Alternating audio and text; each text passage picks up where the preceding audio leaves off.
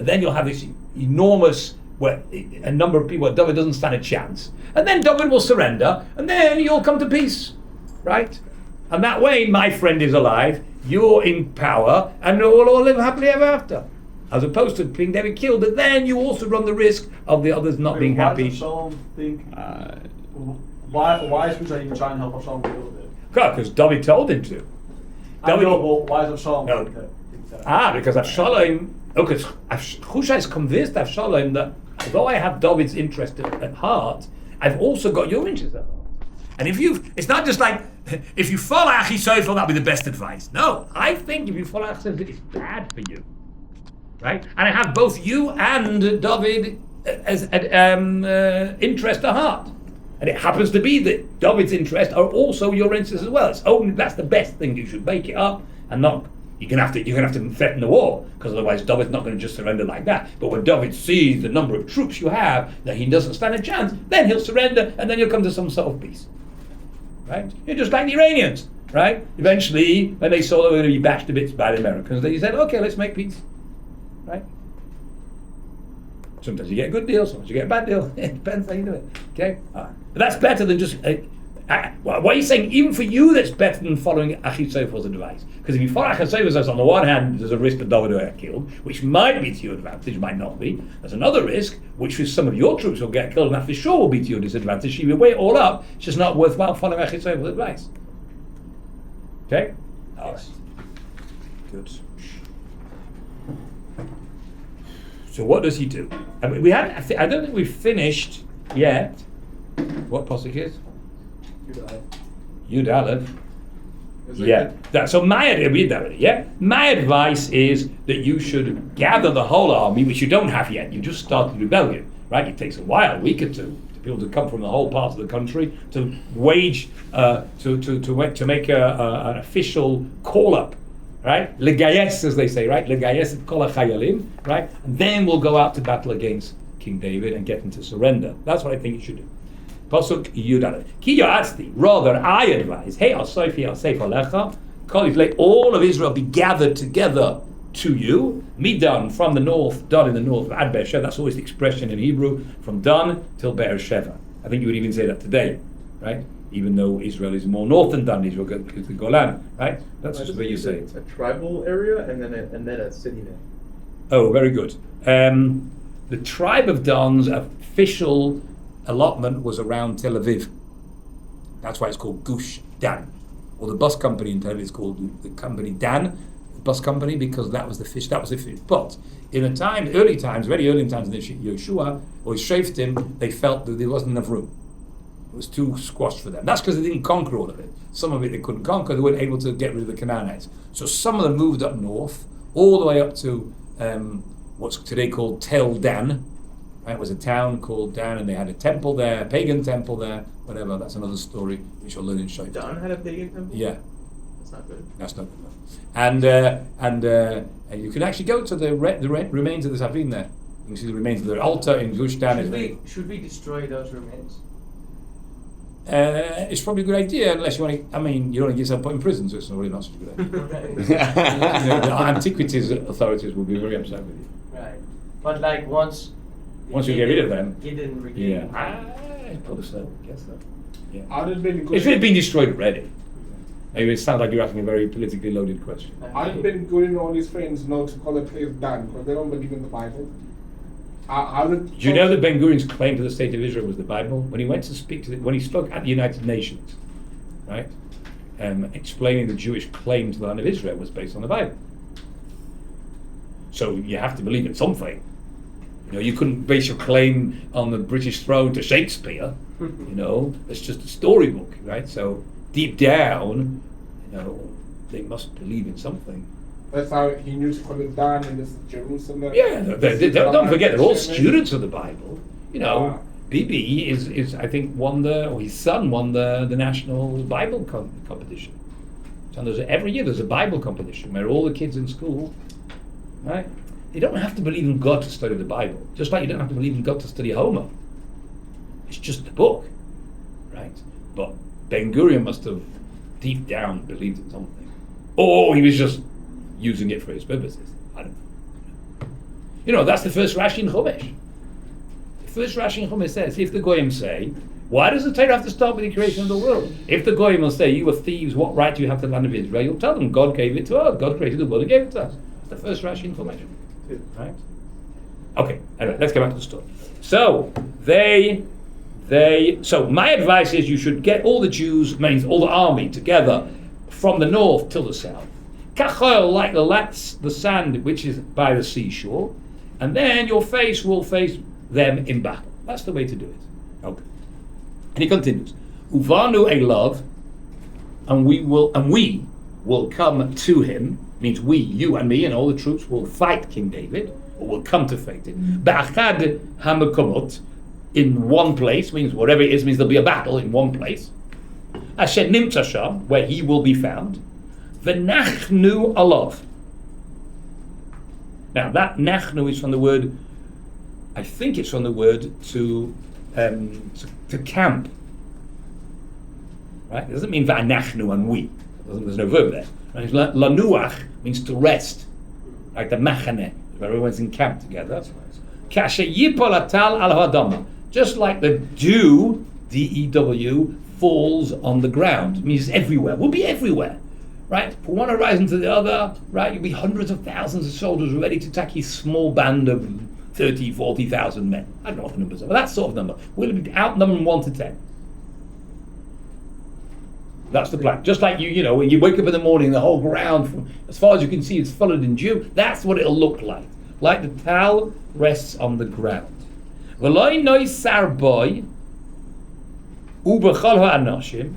And there will not remain. Notar is to remain. Like when you leave over a carbon after midnight. It's called noisa. It's leftover. There will not be left over from him. And of all the men Ashita who are with him, gam echad, even one. Means we'll take over the whole place. Nobody will be left on his side. I don't think it means to say we're going to kill them all. Right? That's not a plan. We don't want to kill all these Jews. That would be a horrific thought that some would suggest we should kill all David's men. No, but it means there'll be nobody left on his side. The im el ir yasef means even if they get it, that's if they're in open land, that'll be easy. We'll just take over the whole place. We'll be completely surround them and walk all over the place. Walk all over them. But once if they go into a fortified city, the im el ir yasef, if he, David and his men, will be gathered into a city, it still won't be a problem. V'hisiyu chol Yisrael el ha'ir hahi chavalim. All of Israel will lift up, hisiyu, to lift up, el ha'ir hahi, to that city, chavalim, ropes. What will you do with your ropes? Chavel is a rope. I thought it means shem, like chabal. No, that's, I think, in Aramaic. Right? I don't think it's a Hebrew word, chavel. I mean, we say it in modern Hebrew, but I don't think it's a Hebrew word. Right? Chavel means a rope. Is that part of Achitophel's hashkafa, or like, let's just kill David and not the others because they're Jews? No. I don't think Achitopher is such a big tzaddik. He's being politically correct. If we kill the other Jews, then it will give you a bad name, because the other Jews won't be happy about what you're doing. They may rebel against you when they see you just murdering other Jews. But if you kill King David, they'll understand that he's the one who you're against. Right? Okay? And also, I'll do it. I think you have to add that on. Achitopher says, I'll do it because I'll take the blame. If I, Achitopher, go and kill King David, although people may not be happy, then you, Absalom, will always be able to blame me for it. We can play, and then you'll give me, what do you call it, when the president excuses people of something. A pardon, right? That's all part of Achitopher. I'll do it, I'll take the blame, and then you'll give me a pardon, and we'll all be happy. That's better than you. The natural thing would be Absalom would go out to fight. Right? Now, he, Hushai, says, don't do that. You go out to fight. They lead the head of all your hundreds of thousands of troops. It's a completely different way of fighting King David. You can't send Achitopher to head the army. You can send him on a small brigade of 12,000 men. That's mission you can send Achitopher to. But if you're taking the whole army, you have to lead the army in battle. Wait, are they planning on fighting King David as like a prerequisite? To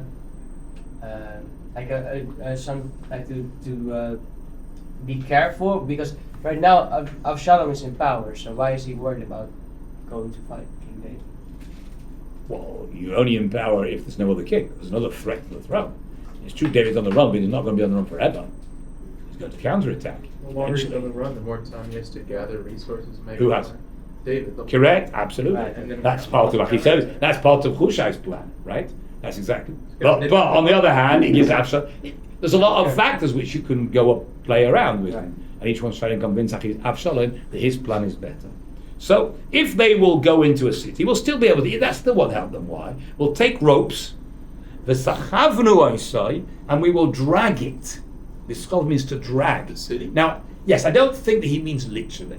I think he's saying, well, we outnumber them so much, right? Oh, wait. As if. Rashi answers. What? Rashi says, What's what you say? Chomat ha'erev nischov el hagai. Meaning, Okay, but that doesn't answer the question. they're dragging the wall. Dragging the walls of the city. Yeah. Yeah, but that's So, not. so I was going to drag the whole city. Oh, obviously So it means the walls of the city. Okay, Right? Well, a city is its walls now. No, it means we Yes. will drag it. Right? Interesting why it says oto, because a city is feminine. Wow. Choma is also feminine. Okay, I don't know. So what it really means to drag King David. Right? It doesn't mean that you can't drag with ropes. I don't think you can. You know, it's just the way we'll outnumber such. I mean, we could bring ropes, and there'll be hundreds of thousands pulling these ropes and pulling the city. Where will we pull it to? Adanachal, to the valley, or to the river, or to the wadi, as is the real translation. Add to the point, Asher lo nimtza sham gam tzaro, we won't even find a pebble left. We'll pull the whole city over the cliff, and there'll be nothing left of the city. In short, we have to be patient, Avshalom, gather the troops, plan the war properly in a way that we outnumber them to the point they don't stand a chance. And then I'll defeat them, or they'll surrender. So of course, I personally like that, says Achish, because if David surrenders, then we don't have to kill him, and then my friend is alive as well. We're not trying to hide that that's my interest, but for you, I want you to know this is, I think, the best advice for you on many, many different fronts. Now, Avshalom! And Avshalom has now got to react to these two choices of Hushai and of Achisaphel. And all the men of Israel agreed with Avshalom. Toiva, Atzas, Hushai, Ha'arki, Me Atzas, Achisaphel. The advice of Hushai is better, Tova, than the advice of Achisaphel. Yes and no. The Pasuk explains why. No, the Pasuk's not saying, well, it's obviously not better. No. Don't people usually follow Achitzefel's advice? He's got a track record of 100 out of 100 wins. Every single time it's spot on what happened, right? So why are you not going to follow him this time? So it says, the Pasuk explains, V'Hashem Siva, because God had commanded the Hafer to annul the advice of Achisaphel, which was better. And there's no there's no natural explanation of why Avshalom should follow the advice of Hushai. It was simply God's plan. And he put it into his mind. God doesn't usually do that, doesn't usually interfere with people's decisions. God wanted to punish Avshalom, and he wanted Avshalom to lose, and therefore he's put into his head that you should follow this advice. And didn't David HaMelech... Look, he could also have made a bigger miracle and make Avshalom follow Hushai's advice, Achitophel's advice, and still lose, right? Don't get lots of different things. I suppose this is the least miraculous way to do it, right? The least miraculous way is just to put it in their mind to follow. Look, we followed his advice and we lost, right? But it's not a miracle. Whereas if we would go out tonight and follow Achitophel's advice, right, and still lose, that would be miraculous. That God would interfere and David's men would beat them. The story's way better because David had to pray, and then he saw Hushai, and then he sends Hushai in, like it's a and it works out well. Yeah. Yeah. And it'd be way Good. better like this. After David prays. Yes. But You see, it's the fulfillment of David's prayer. Yeah. We see also Hashem does. We see with Yosef and Paro that Hashem made Yosef find favor in the eyes of Pharaoh. Not Pharaoh. What's that guy's name? The midget. Potiphar. Potiphar. No, Pharaoh was the midget. Potiphar. Yeah. Also with the prison guarders. Yeah. So I'm saying that there is this phenomenon. Does it say there? Yeah, well, that's different. This is. I mean, that just means that people like. Does it say that God interfered with the natural order of things? That Joseph should find favor in these people's eyes? No, Joseph was a very sweet, loving person, and people liked him. Wasn't Joseph was a really nasty guy, but people still liked him. This is interfering with the natural. It's not miraculous. in the fact that you fight against King David and still lose, right? You fight against King David in the middle of the night and David still wins. That would have been miraculous, because this is a sort of a hidden miracle. The people are going to follow the advice of him, when really naturally they should have followed the advice of Achishai. Okay.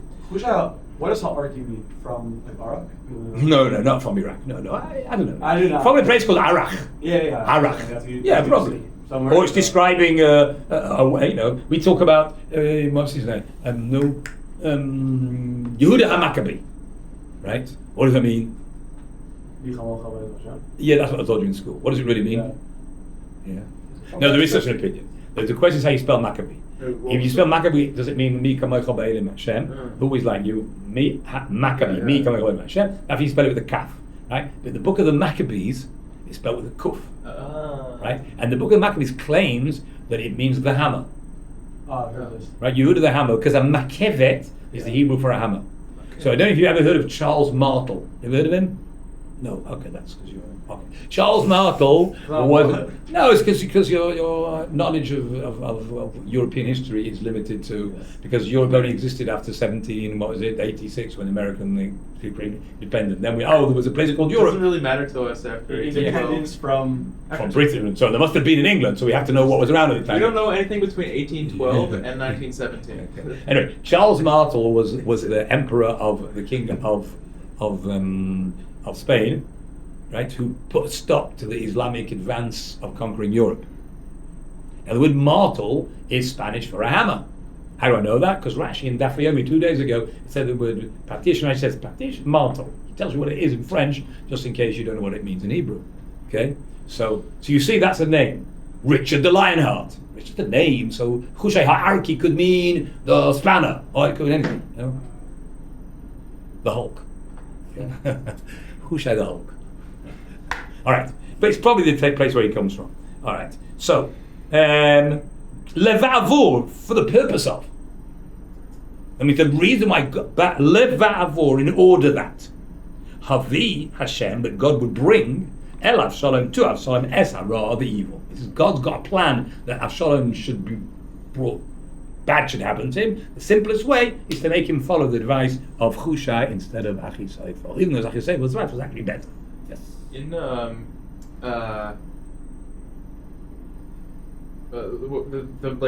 scariest prayer on Rosh Hashanah, when it says Samet Tokef. Yes, on Hara Zera. Is that what that is? It the same meaning of Hara there? Yes, it doesn't mean Ra in the sense of bad, right? Like when someone's doing bad, right? It's when the person is being punished, it's also bad. It's bad for him. Right? It's not bad in the sense you do an Aveira, right? So what is Hara Zera? Ra HaGzera, the bad, the evil of the Gezerah. Doesn't mean God's evil, right? It means that what's bad in the decree. There's good in the decree, there's bad in the decree. So prayer pushes away the bad, the evil part, the bad, the suffering of the Gezerah. Okay, so now that was the end of the story, so now there's a plan. Okay? Now, we have to always be careful. This could all be poker-faced. Hushai doesn't know that when they say they're going to follow his advice, they're actually going to follow it. Maybe they suspect of Hushai being a plant. And Hushai is going to plant information to David. So they want David to get the information thinking that they're going to follow Hushai, and really they're going to follow Achishai. That could also, it depends. Anyone goes post Paker, you have to know how many stages ahead to think about the other guy's thinking about what you're doing, and how many crosses. Right. So that's the question: what's going to happen? So Hushai has to warn David, right? This is what he said. This is what I said. This is what he said they're going to do, but you have to be ready just to not actually maybe follow the other thing, right? And it's all to mislead us into thinking they're going to follow me. Okay. So that's what he does. He's going to get a message out to David either way. Tzadok was was the high priest who was in Yerushalayim, waiting to hear any message that could then pass on to his son and to the other guy's son, Tzadok and Avyasa, and so Hushai said he met them. He went to the temple and he met them. Well, there was no temple. He met them in the ark where the ark was kept. Went to the house and he passed on the message. I suppose you have to be careful about how he did this, because Avshalom was probably doesn't know. Avshalom's in two minds whether to trust Hushai. We'll let you in and hear what you have to say, but he doesn't trust him, just like that. So he's probably being followed. Okay, But you have to be careful. The next time you go to shul, next time you meet him, just, write a piece of paper, slip it under you. Has to do it in a way that he doesn't get caught. So what happened? Hushai said to Tzadok and Yosef the Kohanim, Kazois v'chazois, like this and like this. Yoatz Achisophel advised Estaf Shalom, v'eziknei Yisrael and the elders of Israel, v'chazois, and like this and this. Yoatzti Ani, I advised. He explained in the two sides of the advice. Look, if you're the Malbim, if you were really interested, you have to know why does it say the word Ziknei Yisrael when before it says Ish Yisrael, and why does it keep changing? I'm sure the Malbim has got a very insightful explanation of why the Apostle changes the words, right? But I don't know what it is, right? It's not just because the Ish were elders, because each time we would say the same thing. Here it says Ziknei, here it says Ishay, here it says Ziknei, so one day you'll learn this Be'iyun and you'll know what it's all about. V'ata, and now Shilchu, he's telling these two Kohanim, as Yosef saying, send quickly, Meheira, quickly a message. They can't go themselves because they'll be followed. Okay, they have to somehow get a message to their sons who will not be followed, hopefully. V'ata Shilchu Meheira, send quickly V'hagidu to David and tell King David, Lamar as follows. So my advice is as follows. Don't rely on them following my advice. You never know, right? Don't rely they're going to follow mine. They might do, they might not. Therefore, you better get out of here quickly because they might suddenly make a surprise attack, like Achitophel suggested. So you better not stay in the desert. Okay? Al tolen halayla. Don't tolen to stay overnight. To stay overnight is lalun. That's why a malon, where you stay overnight, is the name of a hotel from London. Or a maluna is a dog kennel, right? Because that's where the dogs sleep overnight. Okay? I think that's just in modern Hebrew. I don't know if it's actually. I think a maluna is actually the place where a human scarecrow who works in a cucumber field sleeps overnight. It's a pasuk in Jeremiah somewhere. A maluna b'miksha. I don't think I remember me using that in that context. A maluna b'miksha. Miksha is a field of cucumbers, and they need people to scare away the thieves, right, when they're ripe. So they have a human scarecrow, is basically what it is. Oh. That's what I mean, a human scarecrow. Not the guy from... So it's scare you then? Yeah. Yes, I guess so. Right? So they have to sleep overnight, so they have a maluna. Maluna is a place where you stay overnight. So, al talen halayla, don't stay here over tonight. Ba'aravois hamidbar, in the plains of the desert. Don't do that. V'gam avor tavor, and not just do that, you should pass over, meaning go over the Jordan. I mean, you could go towards the east and not be in the plains of the desert, but not pass over. You could go down to Jericho, which is, to go down and stay there. No, don't do that. Go on the other side of the Jordan. You're going to really be far away. You go over the Jordan. Pen, lest, means if you don't do this, it might happen. Yevula. That's a very difficult word. It's usually from the word to be swallowed. Right, I was going to say. Right, from the word boleya. Doesn't really fit in. Yevula HaMelech, lest it will be swallowed to the king. So some say it's from that word. You can understand what it means. And others say it's just a word that means to be destroyed. They find a pasuk in Eov somewhere where the word means to be destroyed. Okay. Otherwise, what will happen? The king will be destroyed, attacked, and swallowed up, right, by the forces of Avshalom, and all the people who are with him. So you better get out of here as quick as you can. Don't rely on the fact that it's going to be waiting the next 2 weeks before he raises the army, like I suggested. The Yonasan ba'Achimaaz. Now those are the two children. Yonasan, the son of Tzadok, Achimaaz, the son of Eliasa. It could be the other way around. I'm not sure. What are they doing? Omdim. They're not in Yerushalayim. They are standing or stationed, be'ein rogel at a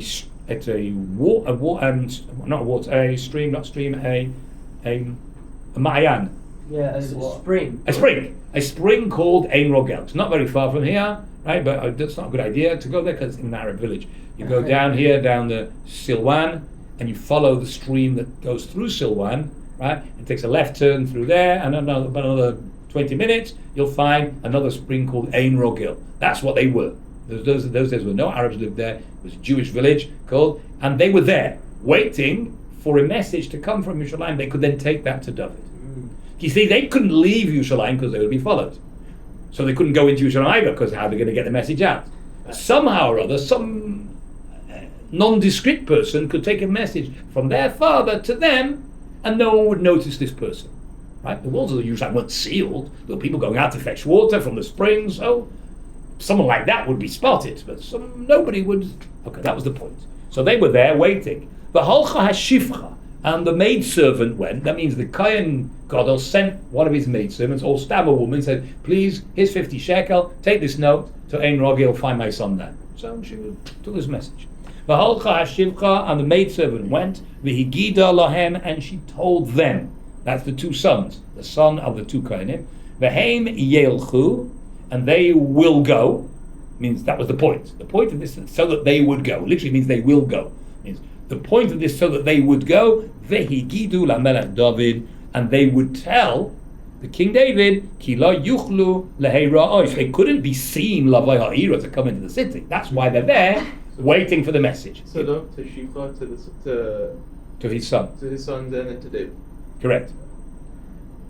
They're not there yet, but that was the point of it. The reason why they were there, not in the city, is because they would be seen to go in the city. They wouldn't be able to get out. Okay, so that's what the point. That's the connection between their fathers in the city and the sons out of the city in the nearest village called Ein Rogel. Okay. Vayar oisam now, but someone spotted them. Somebody in Ein Rogel saw them. They got the message, and someone who was loyal to Avshalom saw these two guys suddenly go towards. They got up and went eastwards, and he suspected, well, they're doing, right, these were very important people. They were the sons of the Kohen Gadol and of the second in command. Right, they weren't just going for a tiul in Midbar Yehuda. No, they were obviously, this was a time of war. Why they're going that way? They're obviously spies, and we have to report them. So whoever saw them, Vayaged L'Avshalom, and so a young person saw them, Vayaged L'Avshalom. Means, right, that no one's noticed the Shifcha, right, who was leaving. Right? Someone saw them. Right? Vayelchu shneim mehera, and they went quickly. It could be they saw that they'd been seen. Right? That's why they now went quickly, knowing they've got to go quick before Avshalom finds out. Vayavayu, and they came el beis, to the house of, right? Not bayit, bayit is the house. Beis means the house of Ish, a man, bebachurim, in Bachurim. Bachurim is the name of a town, which is where King David Shibi Ben Gero came out of Bachurim to curse King David. That's the same place, which is just on the other side of the Mount of Olives. So that's where they're going that way, towards the desert. Velo, and to this man, Be'er, there is a well, Bachat Seirah, in his yard. Vayeru Sham, they went into the well. Who went into the well? The Jonas and Achimash, the ones who have the message to hide there. They know they've been caught. Right, and they're not going to run all the way to King David because they can't get there fast enough. Then Absalom's probably got horses. Isn't King David in Bachurim? No. He went, and then he went to the desert. Right, he went in the desert. Bachurim is much too close to Yerushalayim. So now, but they can't. They have to wait out till the search party who's searching for them will give up on the chase. Does Bachurim exist today? I have no idea. But again, like it would be east of Yerushalayim. Correct. On the way to. I have a map which claims to have as many places that we know about from biblical map.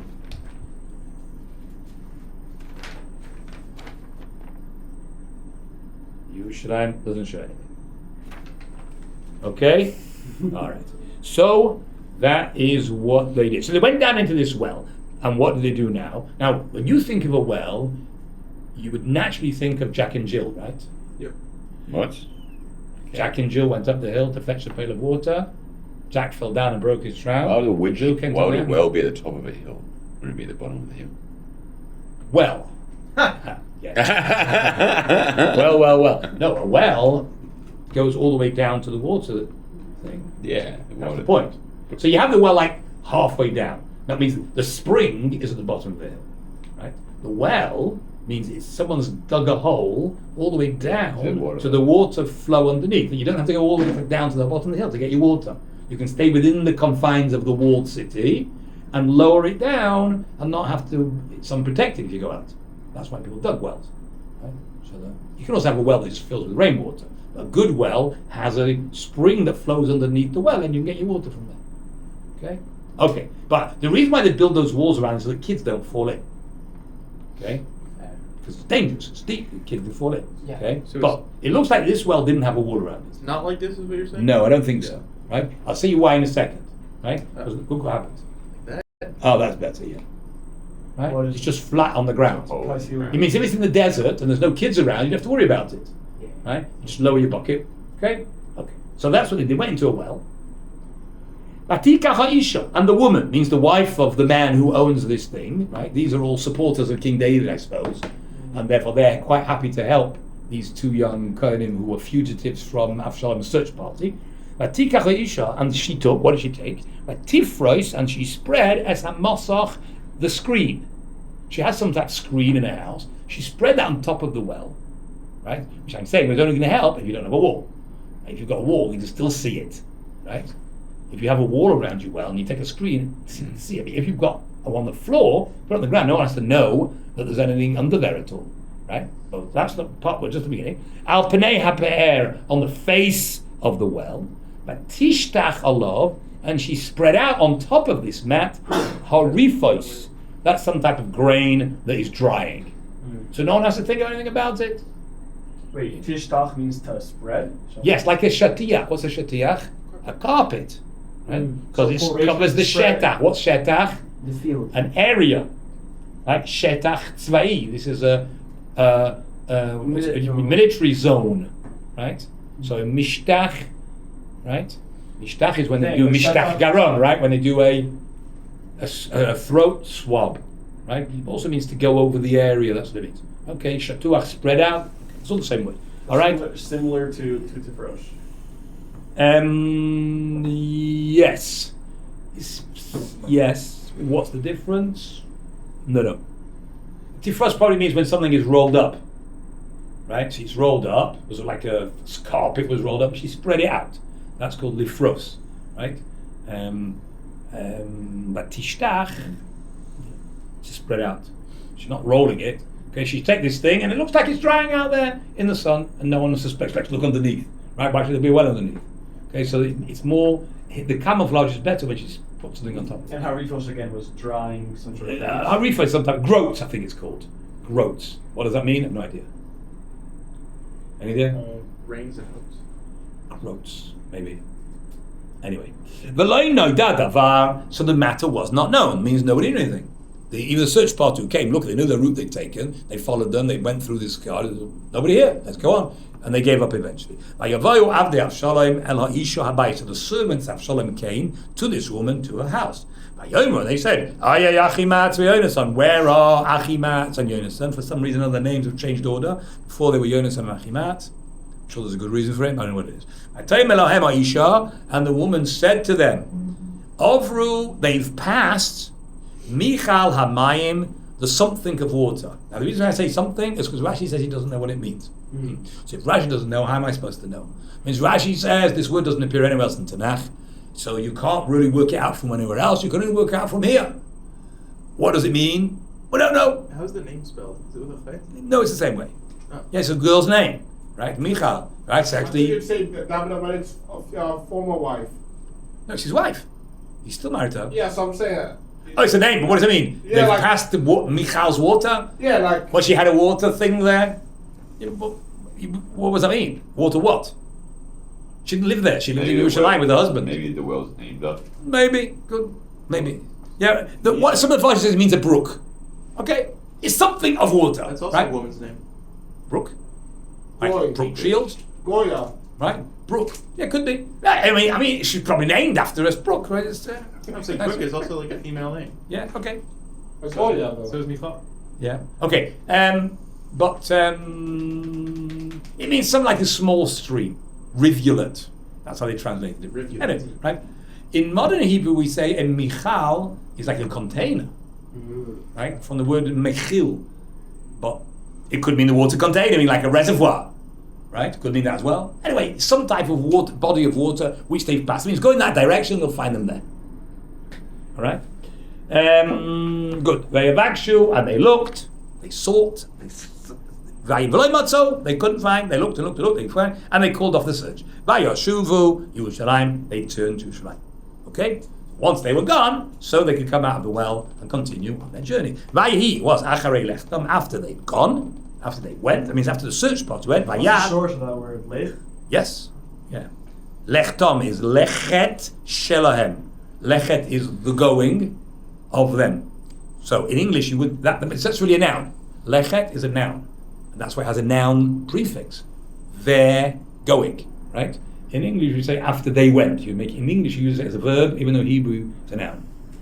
You could say after they're going, but that just sounds too biblical to be normal, right? After they went, vayalu, and they went up. Mehab the air from the well. Vayelchu, and they went. Vayagidu, HaMelech David. They went and told King David. Vayemru el David. They said to him, what did they say? Kumu, get up. The Ivru, and pass. Pass means keep going in the direction eastwards until you cross over the Jordan. Meheira, Ivru, Meheira, Samayim, the water. Now this water doesn't mean the same water as before. Here it means the Jordan. It's a bit funny why it's called water, right? But that's what the Targum Yonasan, which is the Aramaic translation on the Navi, says it means to cross over the Jordan. That's what's a safe place to go on the other side of the Jordan. Because this is the advice that Achiseichel gave, which is to attack you tonight. So you better go up and move over to the other side. David got up, all the people with him, and they crossed over the Jordan. So it's clear that water beforehand means the Jordan. Ad or haboker, that means by the light of the morning, and until morning light. Ad echad lo ne'edar. There wasn't one missing, who didn't cross over the Jordan. Every single one of David's men, women, children, they'd all crossed the Jordan by the morning. Edar means missing? Yeah. Ne'edar means missing. There wasn't one missing. Now, I want to point this out to you that I don't really have a good answer at the moment. I think I'll have a good answer possibly later on. It shouldn't say ad echad. It should say until one, lo ne'edar. It should say af echad, if it means even one. Arshko for sure translates this as even one, and that's based on, I think, on the commentators who often translate this thing ad echad, meaning even one. But you wouldn't say that today, right? And I don't know why you would say it in biblical times. You'd say af or gam, right? Afilu, right? Like we say on Seder night. Afilu pamachat, right? We don't dip in even once. That's how to say it. That's how we say it biblically. Ad echad is strange. So there is a Rashi in Chumash who takes this nuance and says, there, it doesn't say every time it occurs several times. At least 3 or 4 times that I know of in the Chumash and Tanach. Ad echad. In one of them, Rashi says it doesn't mean even one. It means till one. But one was. That's the plague. The plague, very good. It says in the plague of The dead animals, which we call pestilence, right? The plague of animals. It says that Moshe said all the Egyptian animals will die, and not one of the Jewish animals will die. And then it says Pharaoh did a search, and it says Lo meis le Yisrael ad echad. So all the translators say not even one Jewish animal died. Why they translated it like that? Because if one did die, then that's really problematic, right? Because Moshe Rabbeinu was wrong, and Pharaoh was laughing at Moshe Rabbeinu, right? But Rashi says that doesn't mean that. It means one did die. It says Lo meis ad echad, and it means 7, 8, till you get to one, but one did die. Whose was it? What do you mean until it gets to one? It means only one died or something? No, of the Jews. Lo meis did not die until you get to one. Means 2 not, 3 not, but 1 yes. Only one died. Oh, one animal died. Who was the animal owned by? It was owned by somebody who Pharaoh thought was a Jew. Right? And Pharaoh said, you see Moshe Rabbeinu, you don't know what you're talking about. You said that no animals will die. You see there's one died. Oh, big deal. There's 15 million sheep. None of them died and one died. That's enough for a person who wants to make a joke of Moshe Rabbeinu. See? You know what you're talking about. The truth is, the truth is over there, Chazal say he actually was not Jewish. He had a Jewish mother, but it wasn't well known that his father was a Mitzri. He eventually, later on, was the guy who blasphemed. Remember the story of the guy who blasphemed? Yeah. It says in the story that his mother was Jewish, his father wasn't. But at the time that this story happened, we know because we've read the story. But she didn't go around telling me, oh, you should know this guy's got this color hair because he's actually an Egyptian father. No, nobody knew. So when Pharaoh did the research, he said, well, this guy's Jewish. He's got Jewish mother. Why should Pharaoh suspect of any foul play? There was only, I thought, at that point, it was still patrilineal before Sinai. Who told you that? Wasn't there a switch at some point from patrilineal to matrilineal? Am I crazy? There was. When was that? There was. That's exactly the point. That's exactly the point. That he was he was not Jewish. Yes. That's the point. Got it. You're supporting the point. Right. Yeah. The Ramban says that point in order to explain this thing. But the transfer was Sinai, right? Correct. Yeah. But if the transfer only changed if you were born after Sinai. Right. Right? This guy was born before Sinai. Implying that according to Rashi means here that was. Well, I didn't get to that yet, just to finish that, right? We'll get to that. Once we've established what it says over there. So, in actual fact, the father was not Jewish, and therefore Moshe Rabbeinu was actually right that none of the Egyptians, and that's what it means. Now, Rashi says that there. Now, to me, it makes logical sense. If you're going to make that nuance there, you have to make it every time. Because if in other places it means even, then it means the same thing over there. You can't play around with a nuance and say, oh, it doesn't always mean that. If it doesn't always mean that, then it's nonsense, right? You have to be consistent, right? You know, the same thing as when it comes to the drowning of the Egyptians in the Red Sea. It also says the same language. So only one person didn't? There must be one. No, it's the opposite. Right? It says the same expression. It says, and only one Ad Echad didn't survive, implying that one did survive. No, so Paul.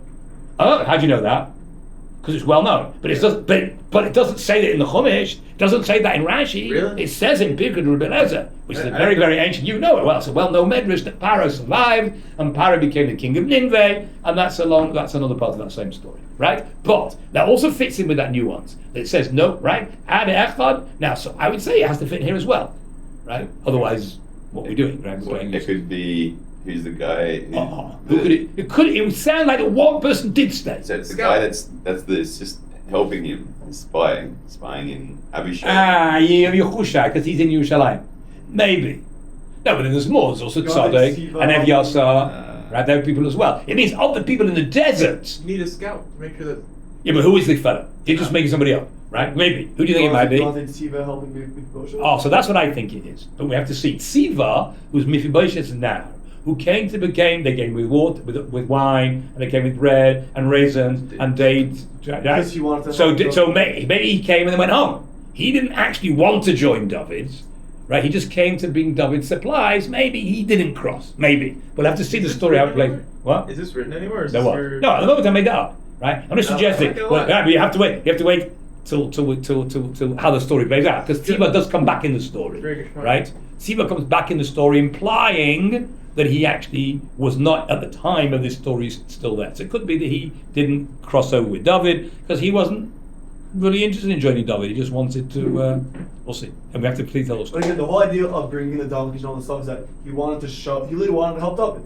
That's it. Well, let's believe that at the moment. At the moment, that's what we have to believe because we don't have any other more information. I happen to know the end of the story, so I know. And isn't that not actually what we want. Mephibosheth commanded, according to our understanding now, Mephibosheth commanded Siva to bring it to him, or we don't know that? We don't know that.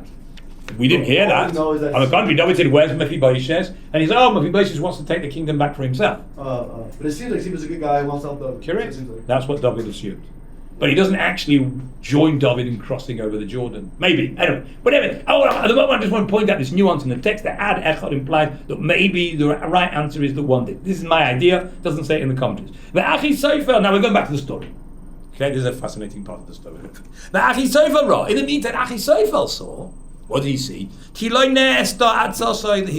advice was not followed.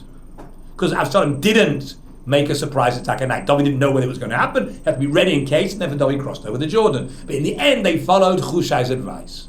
So David didn't actually have to run away. They followed Hushai's advice, and they didn't attack. And they're going to, in a few weeks' time, they're going to the army together, and they're going to go attack a full-scale war against King David. Proper battle, proper war, right? Takes time.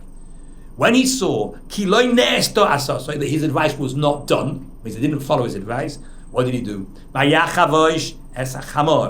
he saddled the donkey. Again, chavesh really means to wrap around, but here it means to saddle. He saddled the donkey. And he got up. He went to his house, which was in Gilo, very good. El Eroi to his city. Gilo, you said? Gilo, where the 71 and 72 go, right? That's why his name as Achisofel Hagiloni, because he's from Gilo. Vayitzav El Beisoi, and he commanded his house. That usually means he left a will. A tzava'ah is a Hebrew for a will. He left the will, Vayechanek, and he strangled himself. What? He committed suicide. He couldn't take Why he one- couldn't take, That's for a the rash first decision. time in his life, people had ignored his advice when he knew that this was the best advice. You guys are mad. Don't you realize that we're going to lose the war if you do follow this advice? It's like That's it. And not just that. If he loses the war, what's going to happen to him? Oh, he'll be dead. He'll be dead either way, because David's going to kill him for joining forces with Avshalom. Now, listen to this. The Malbim says the beauty is like this. There's a halacha that if you're killed by the king for insubordination, your property is taken by the crown. Right? So he wanted to prevent that from happening. So what did he do? He left a will, then committed suicide. Why did he leave a will? Because if his property is going to remain his, it'll go to his family. So he left a will, and then he strangled himself. And then it says, by Yamos, and he died, as you expect. By Yikover, and he was buried Bekever Aviv in his father's grave, which would not have happened to him if he'd been killed by King David. He would have been buried in the burial site set aside for the rebels, Yeah, right? traitors. But since the traitors, right? There's a special place where they bury people like that, just like a person who's Machal Shabbos, who's killed by Basin, has a special burial place. He's not buried in a regular grave. That's part of the punishment. So he wanted to avoid both of these disgraces by committing suicide. What? And of course, life wasn't worth living. Just like people who jumped out of all sorts of buildings when the stock exchange crashed in 1920, whatever it was. Maybe he was 29. very sad 29. about Bathsheba still. Like he like his entire thing he did for Bathsheba, he kept Bathsheba in mind, and now he saw his plan for Bathsheba failing. So Okay, so he's committed suicide, and that's the end of Achisofel. Okay, that's the end of the story for today. Is that ending on a good note, a bad note? Back in the day, didn't it work that there wasn't necessarily separate graves? It was like family graves. Correct. No, correct. But correct. But the apostle's I pointing. understand that. That's the question. Since that's true, why does he have to point it out? Obviously, he was buried. He was buried in his father's grave. Why did he point it out? It's trying to point out if he'd been killed for insubordination, he would not have been buried in his father's grave, and they would not have inherited his property. Yes,